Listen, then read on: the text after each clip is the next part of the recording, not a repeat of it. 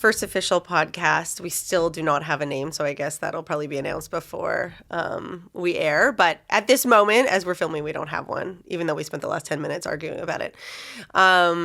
I cannot believe I'm doing this podcast, but Adam Bledin is my first guest, and I apologize ahead of time for him. But he came to mind because when I struggled with doing this or kind of hesitated or didn't want to do it or commit to it because there were so many other things that were filling my days with my clients and my business, was how I would have felt if when I got my license, I think it was 11 or 12 years ago, if someone had told me that I needed to build a brand behind my name, that when I got my license, that I had to be on social media every day, that I had to create content, that I had to do a podcast every week, would I have done it?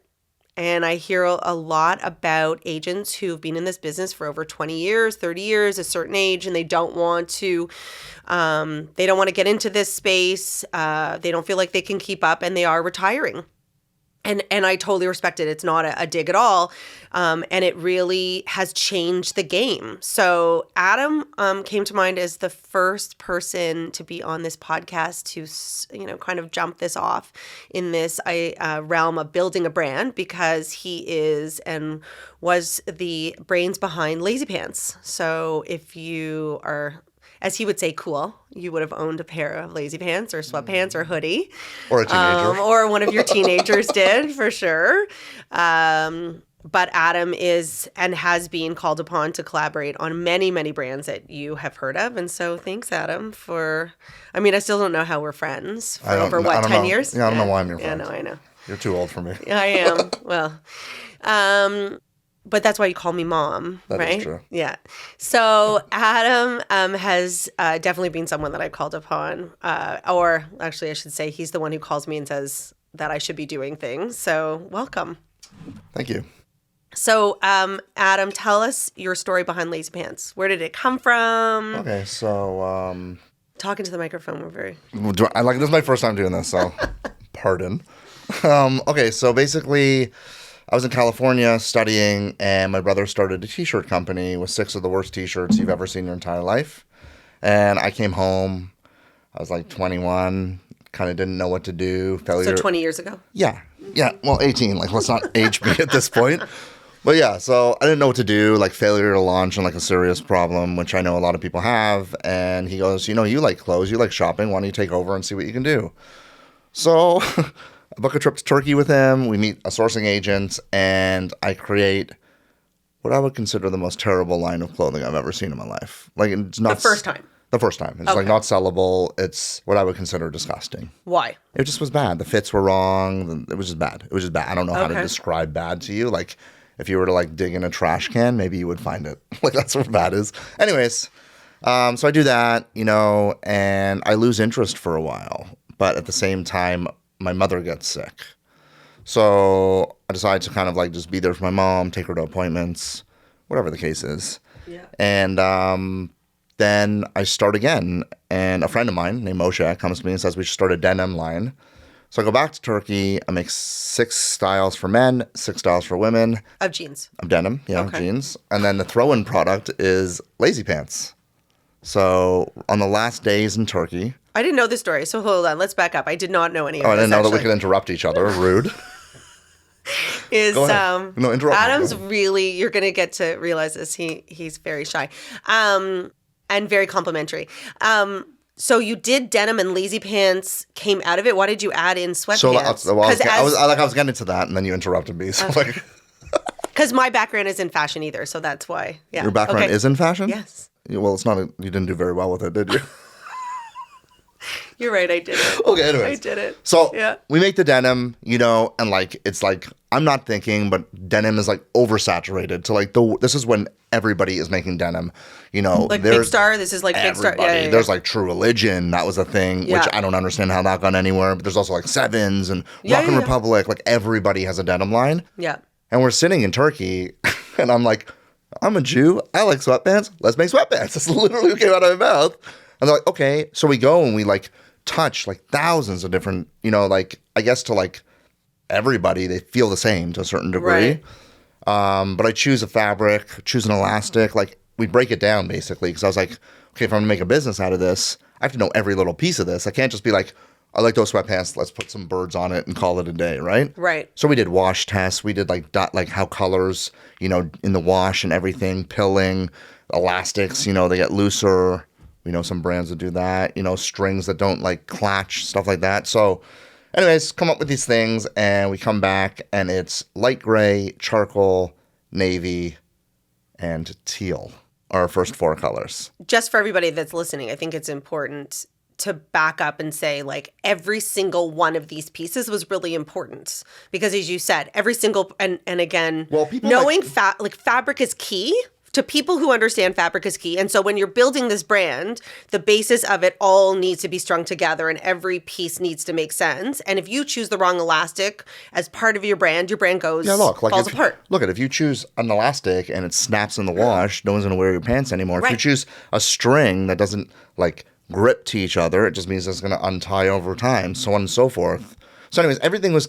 But again, the building blocks of that right? Brand, every single piece... It's like a jigsaw puzzle, right? And like, I'm not saying that it's like the greatest sweatpant ever made. It's definitely not the worst sweatpant I've ever seen. Right. But it all had to do with that. But so anyways, we get back and we sell all of them to our friends and family. It just kind of like, it is what it is. Right. So we're like, okay, like, the jeans did okay. And they did do okay. They were in TNT and whatever, they were selling online. But the lazy pants were just flying. So I'm like, okay, I'm just going to expand it to 18 colors and just buy stock and hold on to stock. Mm-hmm. Which is not the smartest move for a new business. But, I think you have to take a leap of faith in order to see if you can, land on your feet. So we rent out a storage locker and it's just like piled of boxes with, and my team is like, my team is like 4 strong at this point of like young guys and me and my buddy Graham. And we have no idea how to do inventory. We have no idea how to ship. We don't do anything at this point. So all the things not to do, but anyway, all the things not to do, right? And then I was a shopper at TNT, so I bring this guy Illa onto the team, Randy, shout out, buddy. Bring out Randy, and he's a salesperson there, and he sets up a meeting with Aryeh, the owner of TNT. So I go to the meeting, and he goes, okay, like, let me see this stuff, and he ends up saying, okay, I'll do it on consignment. So I'm like, okay, So I remember the day of the launch, there's Greg Loren upstairs with like $5,000 jackets. Mm-hmm. And there's media there. And then we do the launch on the same day downstairs. They give us the whole wall in the Yorkville TNT and we just start selling. And then it was just crazy from there. We got the camps. That was a big moment. Mm-hmm. And just kind of like rippled into this thing, And then we got sales agencies. Slavin was our first agency. And then we did a trade show and we got Kits in, which was like my dream come true. But I knew him from ICE, Fraser. Right. He's like one of my absolute favorite humans I've ever met in my life.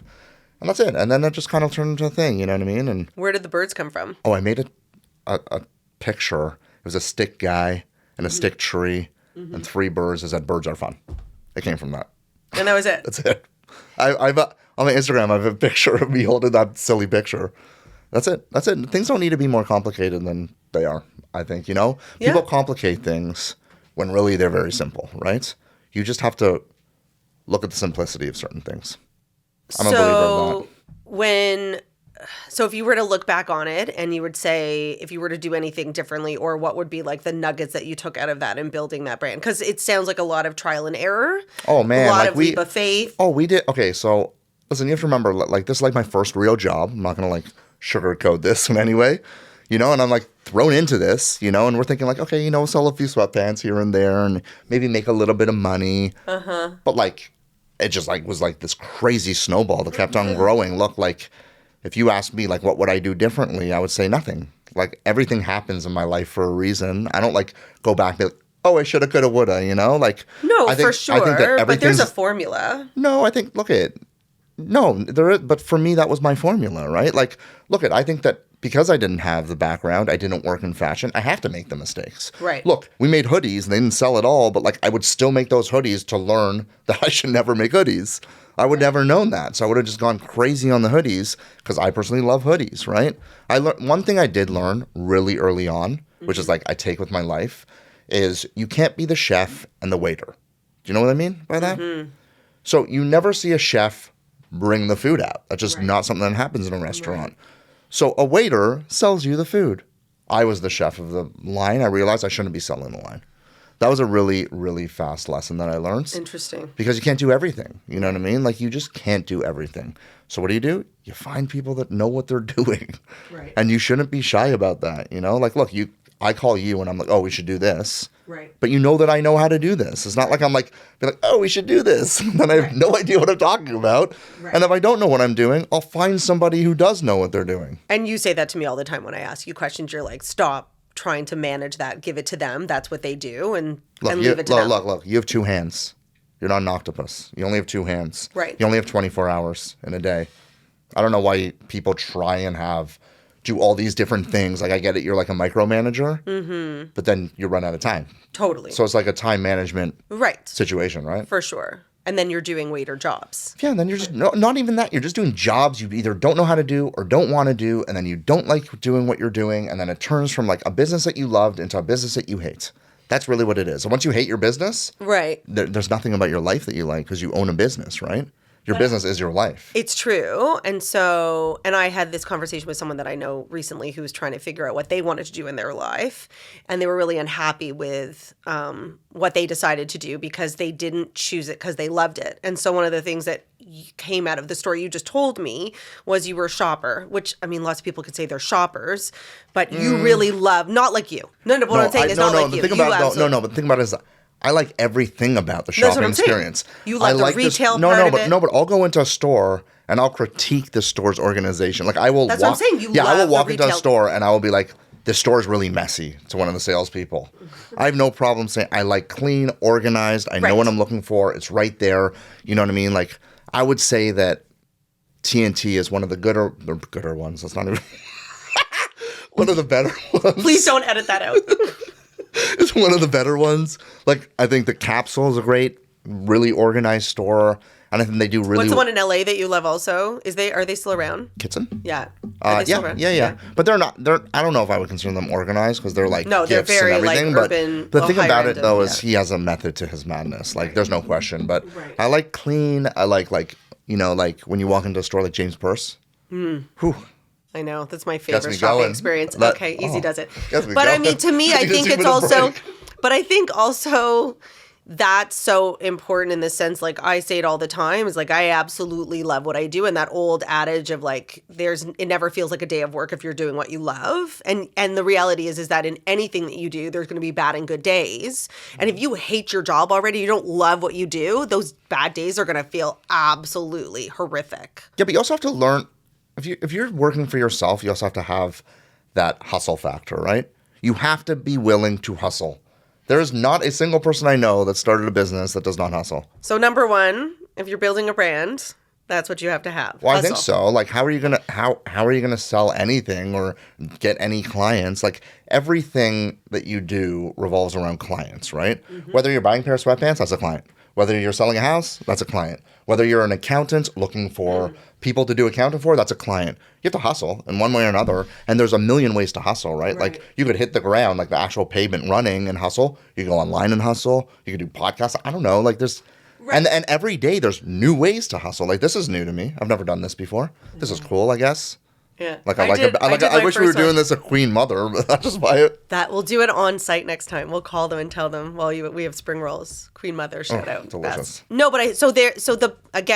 Stringing these together. So like loving what you do, but then also having that hustle. Because again, if you don't love what you do and you're desperate, they talk about like that commission breath of like, if you really don't, like if you're desperate and you're just trying to hustle something that you don't believe in, then I think that also comes through when you're doing or building that brand. I think also if you're hustling, you have to be confident in your hustle, right? Not everybody has that. I understand that, right? Like, look, like if I went to Lazy Pants, I was like, please, will you look at these? These are okay pants. Like, who in the fucking world would ever want to touch them, right? Like, I went in there and I was like, these are the best pants. They wash the best. They do this. They did.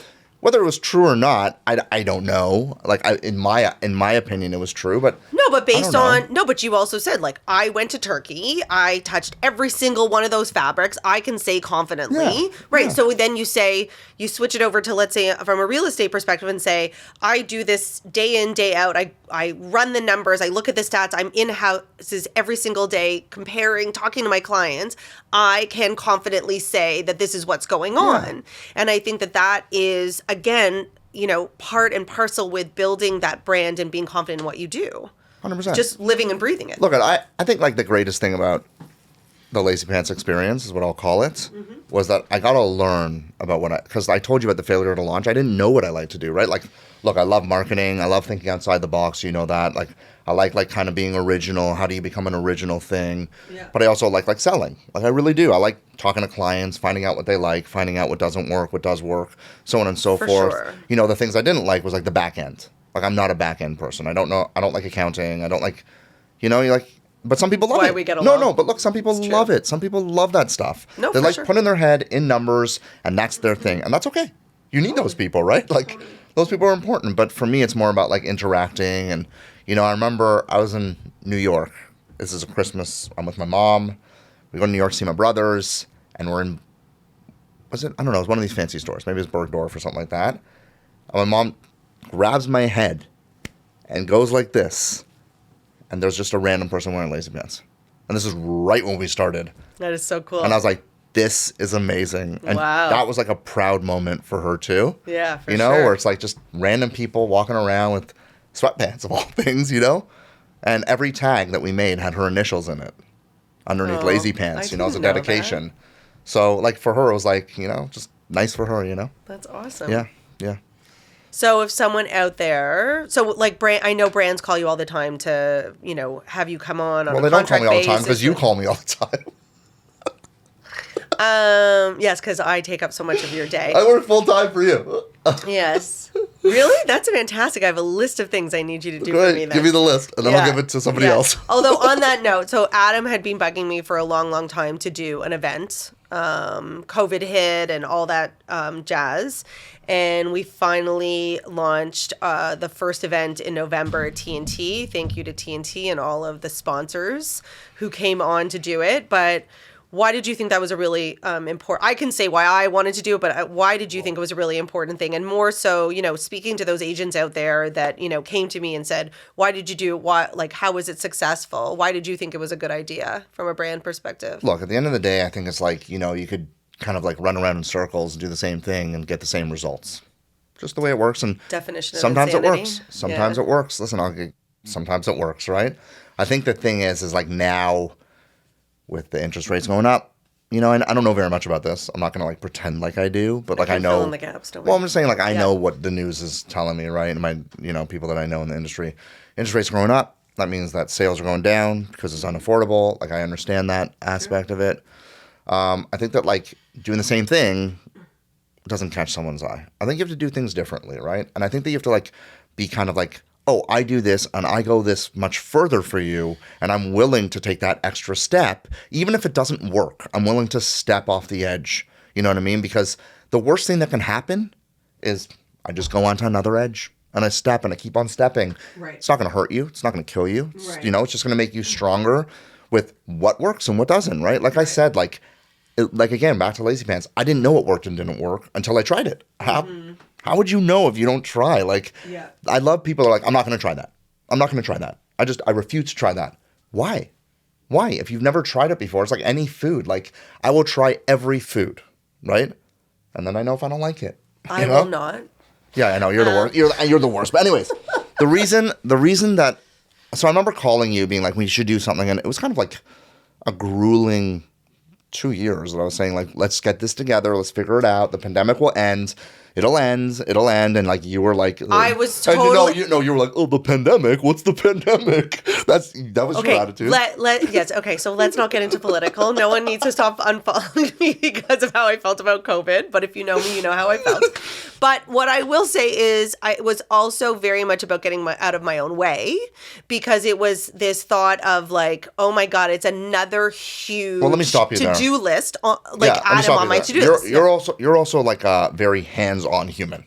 With everything that you do, you're like micromanaging. You are technically micro. You are. It's fine. It's fine. Okay. And you're learning. No, but you're learning not to. To let go, yeah. You're learning not to, and I think that's a good thing, right? Like, look, like I think before in real estate, from what I've seen, is it was all thrown on you. It was just thrown on you. You do what you do. Like you're saying, like these podcasts, you need somebody like this guy to help you out, right? Like these people are here to help. This guy, there's someone behind the camera, but yes, Max. Max?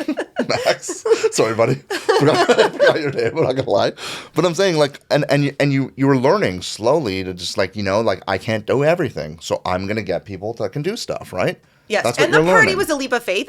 Although the interesting part was because you said it to me actually after you were like, we did a postmortem, and you said, oh my God, people came. Like, I was really worried people may not come. And at no point did I actually think no one was going to come. Not because I was so full of myself, but it all, like, was so well planned.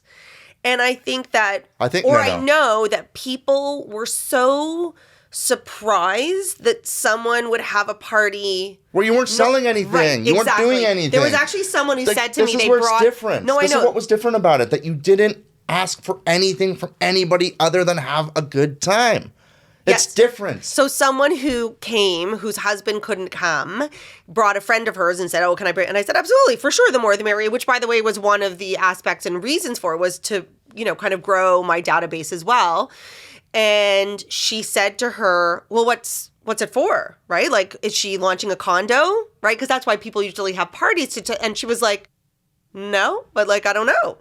And I had to actually say over and over again, it's just a client of it. It's just a thank you. It's just it's so good to see you. So I remember we're talking about this and we're like, okay, what could we do? What could we do? What could we do? Right? And we're bouncing some ideas around. Yeah. And then it hits me. All of our, like, launch parties happened at TNT.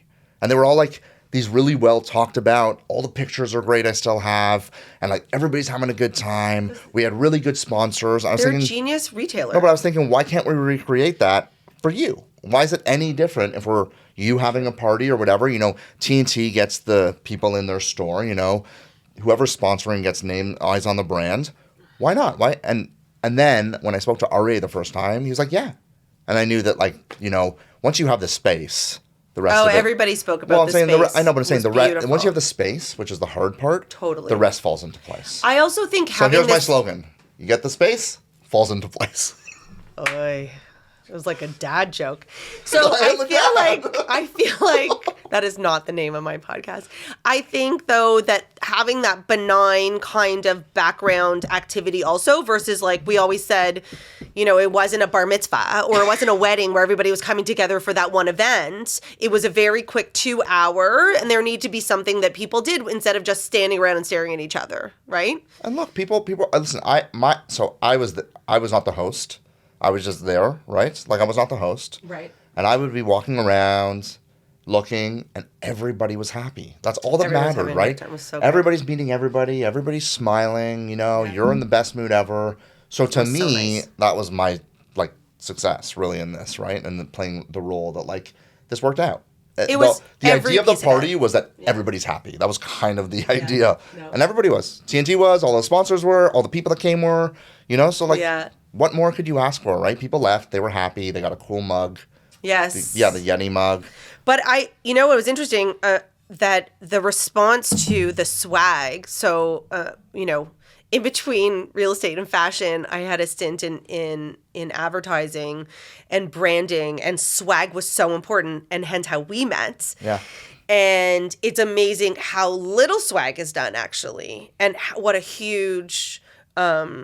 Like, I had people calling me going, like, their kids stole the Yeti mug or I literally am making more. So the people who said, like, oh my God, do you have any more of them? Or the bags that you created for us. Yeah, but remember, Like, I have people taking pictures of, like, being away on vacation. They're taking my mugs. Like, someone sent me a picture of them in Israel with their daughter. Like, it's hilarious. Yeah, but, like, look, the less that there is, the more people want. That's just how the world works, right? So everybody. The less swag, like good swag, like not. Yes, but we're going to create a garbage. branding store. Yeah, I know, but I'm saying, like, but exactly, right? So if it's all great stuff, people are going to want it. People are attracted to great stuff as opposed to little shitty pads of paper. But we've always said that. I'm like, let me just go into this rant, okay? Like, all the real estate agents that I hear of make crappy, shitty, little, tiny. He's saying it, not me. Little, tiny pads of paper that go in the mail and they go in the recycling. I hope it goes in recycling. Sorry, I'm going to get so much flack for saying this, but the best are the calendars. Yeah, the calendars. No one does calendars more. No. Those shitty pens that break once you touch them, like, oh my God. So, okay, not to disparage anybody. Yeah, but no one's disparaging people. I'm not calling out anybody in specific, but, like, you need to put in money but I think to look that's, like you are money. When Adam and I Period. sit down, and we sit down and we talk about, so for example, even those bags where you were like, Those are Rachel, dope. you're doing these bags, and I was like, fine, and I don't even remember how much they were, but the reality And then is 12 that bucks. okay, call Adam for No, I don't care about that. It's just like, I think that you were like, here's my budget, and we beat the budget. That's how we do it, right? But I think, and I've always said this to you, is I'd rather spend a little bit more and do it properly than having like 200 shitty pieces out there that don't represent a brand that I believe in. And I think that that's a really important piece also, is that when we have talked about things, is that when we were doing the party or when you're building a brand, when you touched all those fabrics in Turkey, you didn't go, how much is this? And I'm going to try to save $1, $2. Oh, I did. Of course I did. But you didn't take a shitty... No, I know. Right, Yeah, exactly. of course. Of course you got a better deal. I'm not saying that. There's agents that are like, this is how you can compare it. There's a real Birkin bag, and then there's a fake Birkin bag.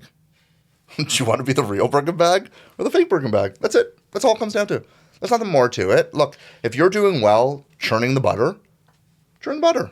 If you want to, do better, then you do better. I think that you just have to do all of these things and build the brands, and you have to choose your brands and stick to your brands and not move in a million directions to just do better. And I think that it takes a while. It's not like, I did this, so I expect this. It's, I did this, and now I got to do this, and now I got to do this, and now I got to do this, and now I got to do this. Forgetting about real estate, in general for brands, what would you say would be like the biggest mistake you see them do? Shiny object syndrome. Meaning what?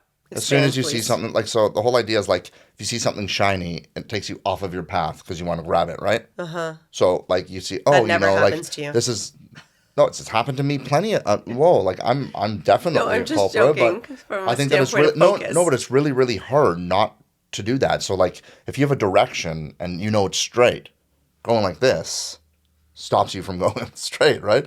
I think the problem is that you need to go straight, and it's so hard to continue on, right? It's hard because there's all these other different things or whatever and temptations. Or podcasts. Whatever. There's just a million things in everyday life that can stop you from getting to your goal. I don't, whatever it is. Whatever stop it me is. all the time. Whatever. 100%. When I call you about stuff and you're like, Rachel, I don't even want to talk to you about this. That's not what we're doing. But it's fine. But that's the whole idea is that like life is full of temptation. In business, in personal, whatever. Right. It's about choosing a path and going. And look, I'm the biggest culprit for like veering around. Yes. But I'm learning. Listen, I'm not dead, so I'm learning, and I think that's what it's about, right? What about consistency? Well, that's the path. That's the whole idea of the path, right? Right. If you're consistent, your path goes straight, right? As soon as you're inconsistent and like for example, here's a good example: hoodies. We should have never made hoodies. We veered off of the pants path, made hoodies, and came back. Thank God. But hoodies. That's a great example. Thank you for bringing that up. No problem. So what would you say is your next project? If you could do whatever you wanted, what is your next project before we sign off? I don't know. I don't know. I just got through a pretty terrible separation. You did. So I don't know. Like, I'm trying to figure it out, marketing in some sort, some way. Mm-hmm. But I don't know. We'll see, Like, I think I'm going to help you, obviously. Like, I think that's... Of course. You don't have a choice. We're life partners in that way. I think that's going to happen. I don't know. Like, I don't know. I think that, opportunities come. And I think it's just choosing the right opportunity at this point, I'm a father first. I think everybody that knows me knows that. And, being there for Harper is like, the most important part of my life. That's your biggest brand. 100%. Oh man, I'm building that one. Perfection. But yeah, I don't know. I guess we'll see. I'm sure we'll do some more fun stuff together. So 2023 for sure. We have a couple of ideas. We also have like me and my business partner starting a new brand called The Bureau. Oh. Yeah. So it's like it's all in one marketing. Like, so instead of you going to a marketing and advertising agency and then going to a different merch company, we're kind of going to be this whole big one. I'll give you anytime. I'm going to get a family discount. No, listen to this. Anytime that somebody comes to the Bureau, they get a hat that says, "Welcome to the Bureau." Okay. You get it? No. The FBI, welcome to the Bureau. Oh, okay. It's right over your head. It did. I know, you're terrible. Right over. Blonde moment. I'll just call it that. Okay, on that note. All right, well, thank you for coming on my very first podcast. It was interesting. Pleasure. Yeah. Pleasure. You're going to help me figure out what to do in the background. That was already half an hour. Wow. Yeah. Time flies when you're just Yeah, but you and I could probably just sit here and talk for like 3 hours and get nothing done. I wish we could have timed how much time we've spent talking in life. How many weeks worth of time would it be, A long time. A long time. But why don't you tell them about the next event that we're trying to put together. Ah, yes. It's going to be fun. This is a good one. It's going to be a good one. Well, Adam thought it would be a really cool idea to name the party that we had, because we are going to do it again next year. God willing, TNT's in. And so he tagged it the Buyers Market 2022. So next year will be Buyers Market 2023. So we are working on a sellers market now that will happen in the spring, and it will be a bunch of really cool, curated, local, but maybe not local, just really cool sourced, curated brands that people will come and be able to buy from, that will have some kind of connection to your house. Yeah. Or not. Or not. We don't know. I don't know. We're just starting the planning now. We're just starting to plan it. We are trying. The event space is definitely being a big one. You should ask these wonderful people any suggestions as to what they would want to see. Yes. Yeah, like if they're like, oh, I have a hard time finding this, maybe we can find it in a small batch or whatever. I don't know. Yeah. I don't know. But like, why not ask your audience of 0 right now? What are you talking about? There are all those people listening from Australia. That's not true. Yeah. We have 0. We have Max right here listening to this whole thing. You have one listener. Oh my God. On that note, thank you, everyone. Yes, we're out.